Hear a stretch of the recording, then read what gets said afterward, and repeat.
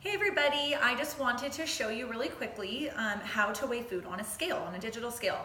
So this is how I recommend people to weigh all of their food when they're prepping, putting things into Tupperwares, when you make your smoothies, whatever you're eating, this is the most accurate way to weigh things, and you're not gonna end up with 20 measuring cups to wash. So people think it's more complicated than it is, or they think, oh, I don't have time to weigh all my food. But really, when you're following a recipe, you do, and you have all your measuring cups out. So it's really the same thing, it's just a little foreign to people because it's something new. So an easy way to show you is a smoothie. So this is one of my favorite smoothies to make. So in order to use the digital scale, you're first gonna take your container, your little NutriBullet blender, whatever you have, you're gonna place that on the scale and you're gonna zero it out until it says 0. So there's like no weight on the scale. See. Then you're going to measure, I always add liquid first. So if you are a vegetarian or a vegan, this is a great milk to use because there's extra protein in it. It is slightly higher in fat than the unsweetened vanilla almond milk that I usually drink, but there is extra protein. So kind of whatever your goals are, this would be a great option. So you can change the units out on any of these scales to grams, milliliters, cups, whatever. So for liquid, let's see, this one only goes grams or milliliters. So 240 milliliters is 1 cup. So I'm gonna switch it to milliliters and I'm gonna add 240 milliliters.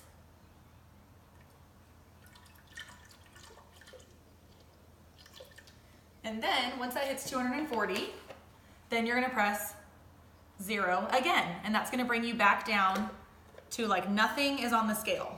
So you never have to like take things out back and forth. We're gonna switch it back over.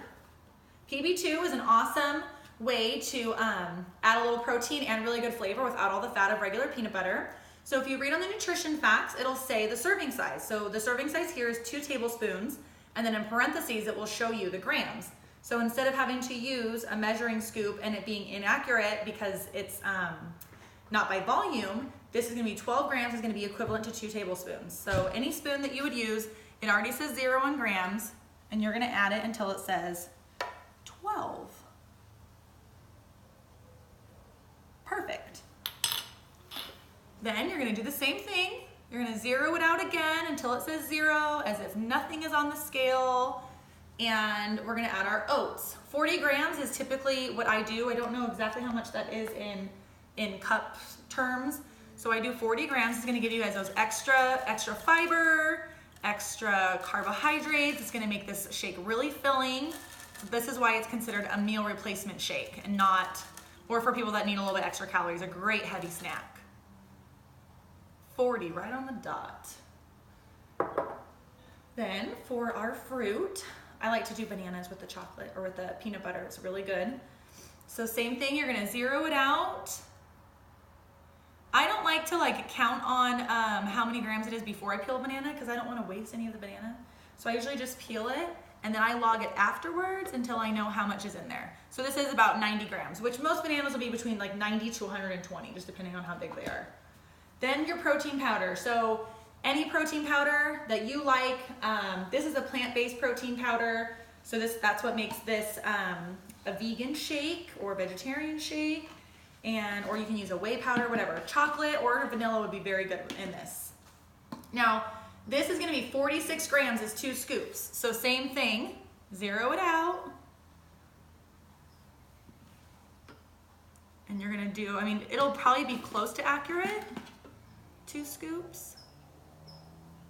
37. So you just read the nutrition label, that'll be your best friend. And then see, that was more than 2 scoops. So I wouldn't have gotten enough protein. If I just did 2 scoops, it would have been 7 grams under, which adds up. There we go. So 47 grams there. So then you're all done. I would typically add ice, but just for video purposes, we won't today, just to make it a little bit quicker. And then you'll just work it.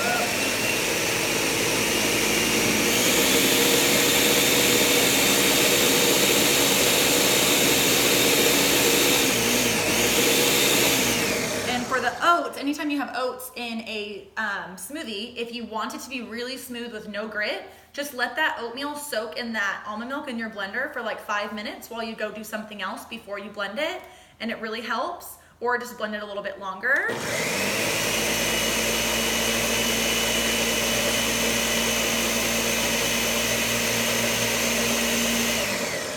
And you have your shake. And once you guys do that every single day or whatever, you guys will be amazed at how fast it is. And look at, there's literally no dishes at all. So that is how I do that. And I do the same thing with my chicken. So if I have my, you know, let's say I'm doing chicken and rice. So if I have my rice all steamed up, my veggies all steamed up, and my chicken, I throw my Tupperware on here, I add my rice, weigh it out, then zero it out. Then I add my chicken, weigh it, zero it out. Then I add my veggies, same thing. So that way you're never having all these dishes, and it's super, super accurate.